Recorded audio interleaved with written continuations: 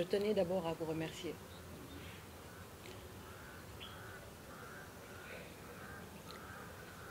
Parce que c'est dommage, nous êtres humains, on a tendance à se rendre compte de la valeur des choses que lorsqu'on les perd. Et aujourd'hui, tout le monde a des regrets. Que ce soit moi ou Aïcha, même pour un coucou qu'on aurait pu lui passer parce qu'il était haut là-bas au 4e et de monter c'était des fois difficile. Je me mettais en bas et je lui envoyais un bisou. Et on en arrive à regretter des moments pareils. On se dit pourquoi je ne suis pas restée plus longtemps. Pourquoi j'ai pas fait l'effort de monter les escaliers. C'est des choses qui arrivent. Il n'était pas prévu qu'il meure. Enfin, en tout cas, nous, on ne l'avait pas prévu. Peut-être qu'il meurt, oui, mais pas maintenant. Et c'est des choses qui échappent à notre contrôle. Et on accepte. Parce qu'on est des êtres humains. Et la vie est faite d'épreuves. Et ça en fait partie. Parce que perdre quelqu'un qu'on a connu depuis notre naissance et se lever du jour au lendemain et apprendre à vivre sans lui, c'est difficile. Mais ça aurait pu être beaucoup plus difficile s'il était un autre type de père. Il a fait de nous ce que nous sommes. Il nous a donné les outils nécessaires. Il nous a accompagnés et il est parti dignement comme il a vécu. Et je peux qu'être fière d'être sa fille. On me demanderait de renaître 1000 fois. Je voudrais que ce soit lui qui soit mon père.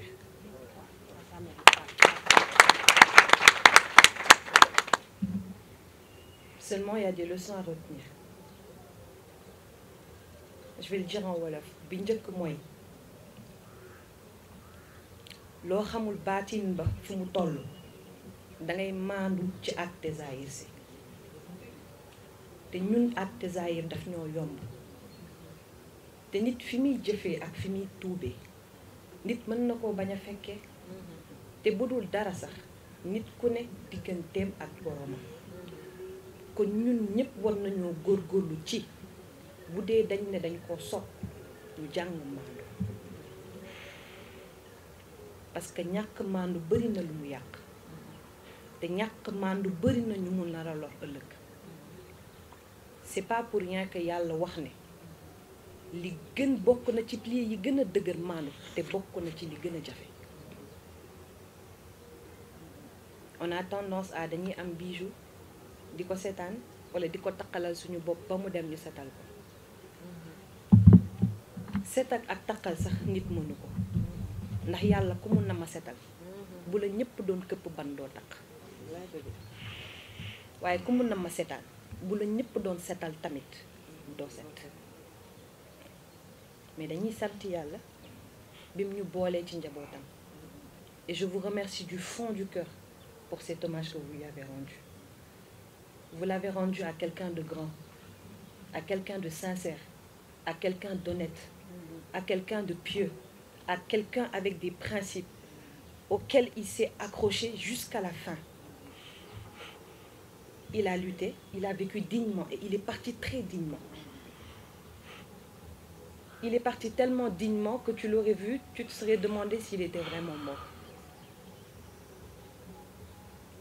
Et moi, je ne doute pas du fait qu'il soit au paradis. Yàlla moo ko wax yàlla ñu ne rus naa lakk ki nga xam ne jëmbat na loo xamante ne ngi jëriñ ay doomu aadama bàyyi na fi xam-xam boo xamante ne ay nit ñi ngi ciy jëriñu ba jur na doom yu koy ñaanal te bu dee loolu rek mooy yóbbu nit àjjana ma xam ne du tàdde fenn parce que ñett yëpp jël na ko mëtal bi mu làqoo xawma ñaata jàkka lañ ñu ñëw wax ñu ne moo ko tabax te xamuñu ko ñu ñëw ñu ne daf ñu waxoon ñun moom ak yàlla te comme dee na dañ koy seedeel njabootam te loolu moo ñu gënal leneen te ku sañoon am baay bu mel ñun dañ koy sant dañ koy gërëm parce que amuñu fayam parce que ki la yar def si yow diine mënoo am fayam ki la yar def ci yow valeur yi tax foo romb ñu respecté la kenn amul fayam ki la yar te utalu la sens interdit kenn amuloo fayam ki la yar te ki nga xam ne boo nee doomam laa kenn du la ciipatu baa kenn du la xeeb kenn amul fayam. Thione Seck benn la woon te dootul amati Thione dem na te dootul ñëwaat bëgg njaboot ku mu jur ak ku mu jurul ñëpp la yemale nekk nit boo xamante ne xam nga lu gën a jafe ci artistes yi léegi Sénégal dañuy yor téléphone nga woo leen duñ la jël nga message leen ñu lire ko duñ la faale wala ñu toog ay weer duñ ko lire mais Thione téléphone am heure boo ko woowee mu décroché la même su jàppee su gisee sa téléphone da lay rappelé te loolu yombul mu nekkoon nit ku julite nekk nit ku maandu nekk nit ku ragal yàlla nekk nit ku yar njabootam Papa Thione boo dul julli doo nekk kër parce que moom ci loolu rek lay dox ci dëggu ak sincérité du waxal nit lu ko neex ci àdduna kon Dramé lii nga def dafa rëy man depuis bi ma ko gisee ci groupe bi ba léegi dama ne Abdou Salam mun am ko Dramé def na lu rafet parce que ku toll ni Thione turam warta fay ci Sénégal parce que lu mu sonn rek réewam moo tax Thione musul dem Europe yàgg fa musul dem fenn fu mu nekk rek du demee day ñëwaat Sénégal fekk nekk ci biir njabootam nag maa ngi nuru Daffé grand Daffé kontaan na mu ngi mel ni ma penn moo toog fii macha allah représenté nga famille Seckène yëpp parce que Bintu mu ngi nii mënul wax mu ngi jooy Fat Bintu mu ngi jooy Aïcha Rasoul mu ngi jooy macha allah mu nekk nit ku gëm yàlla lu mu am yonent bi la ko tuddee moo tax suñu naan musique dafa araam man gëwuma loolu. bon li ñuy wax ci livre bi nekkul ay taggaate mais livre boo xam ne dafa dem ci texte Thione Seck yi texte bu ci nekk ñu jël ko décortiquer ko par rapport ak thématique bi ak par rapport ak suñu spécialité parce que am na ñoo xam ni ci affaire langue la ñuy liggéey am na ñoo xam ni sociologie la ñuy liggéey am na ñoo xam ni ñu ngi liggéey ci affaire sociolinguistique ñee ñi liggéey ci littérature ku ci nekk jël benn aspect daat ko développé par exemple am na koo xam ni jël na thématique bu mort maanaam comment ay mbirum dee ak yooyu nan la ko Thione Seck di woyee ak koo xam ni jël na langue yi nan la ko Thione Seck di utiliser kenn ki jël na woy ci boppam ak griotisme nan la ko Thione Seck di defee ci ay woyam ñenn ñi jël nañ éducation également yan leçon lañ war a mën a tirer ci œuvre Thione Seck donc dañ ko diversifier ku ci nekk jël nga benn thématique yooyu lañ boole ak même la dimension morale c'est-à-dire que comment Thione Seck di positionner en tant que moraliste ak yan conseil lay jox pour la jeunesse et surtout lan la ñu war a retenir de l'œuvre de Thione Seck loolu donc moo nekk ci les chapitres yi nekk ci livre bi. non bind Thione Seck yomb na mais jafe na parce que Thione Seck day def li ñuy woowee déconstruction c'est-à-dire que dañu am ñun ay gëm-gëm yoo xam ne dañ ko am sunu gis-gis quoi maanaam dañuy jékki-jékki ñu ne la lu baax yàlla la lu bon yàlla la mais Thione Seck day ñëw déconstruire ko ne lu baax yàlla la waaye lu bon yàlla amul lu bon mu ne jigéen baax na waaye soppalte bul wóolu mu ne d'accord jigéen soppalte bul wóolu waaye tamit règle boo gis am na exception donc loolu yëpp ay déconstruction la yoo xam ne moo tax liggéey ci moom da nekk liggéey boo xam ne doo ko def ci benn woy rek foog nga jël ay woy yu bëri parce que woy bu ci nekk day jël bii day ñëw di compléter bële bii day ñëw di nuancer bële bii day ñëw di même parfois day mel ne contradiction mais en réalité noonu lay construire son savoir donc loolu la ñuy jéem a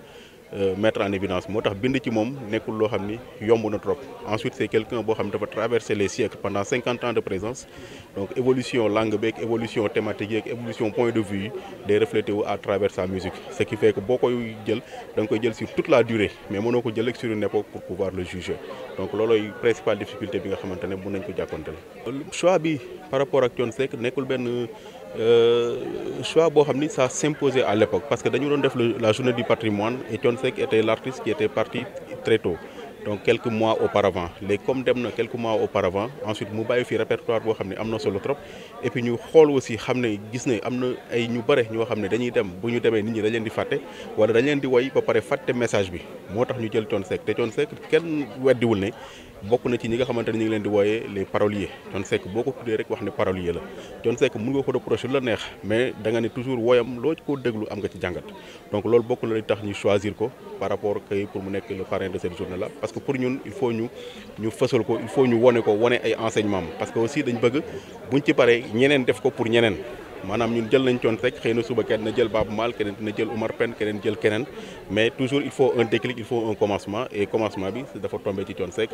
et ñu am yaakaar ne da gën a continuer. Il faut ñu def une déconnexion, c'est-à-dire que le rôle de l'université nekkul ay rendre hommage du rôle université. Rôle université mooy étudier ay textes mooy étudier ay répertoire mooy étudier ay nit wala étudier ay trajectoire donc bu dee ay hommage ay ministère lañ koy bàyyee ak ñeneen donc te man je pense que ñun mënuñu dugg ci polémique boobu dans la mesure où ñun li ñu yaakaar mooy képp koo xam ne gëm nga ne loolu noonu nekk na nga def loolu moo gën a yomb ne soit li gën a yomb mooy au lieu nga naan yéen da ngeen xaar ba mu dee ngeen def yow moomu di ko wax defal pendant que les gens sont vivants mais malheureusement parfois les gens versent un peu dans la critique facile mais ñun on sait que même le faire à sa mort moo gën bañ ko def donc dañ ko def loolu moo am solo je crois que moo gën a important. kontaan naa parce que xam nga ñun ay chercheurs lañ te chercheur moom li mu bëgg mooy bu defee benn recherche mu fës li mu bëgg mooy bu defee benn livre nit ñi mu intéressé leen parce que le problème c'est pas un problème commercial c'est pas qu'on cherche à vendre des livres mais na am ñu koy jënd ñoo xam ni amal na leen njëriñ te boo wootee nit ñëw wuy si la et puis surtout li ñu gën a neex ci mbir mi mooy ni que la famille de Thione Seck s'est mobilisée ay doomam ñëw nañu ay mbokkam ñëw nañu ay xaritam am di jàndam ñëw nañu ñoo fekkee si ko je pense que loolu daf ñuy réconforter parce que ce que nous voulons aussi mooy qu'il n'y ait plus une déconnexion entre université ak société parce que li ñuy def fii nii lépp lu ñuy def en matière de recherche c'est pour la société donc si la société se l'approprie pour ñun loolu moom nekk na loo xam ne lu am solo la moo tax bu ñu ko gisee dañ ciy kontaan trop.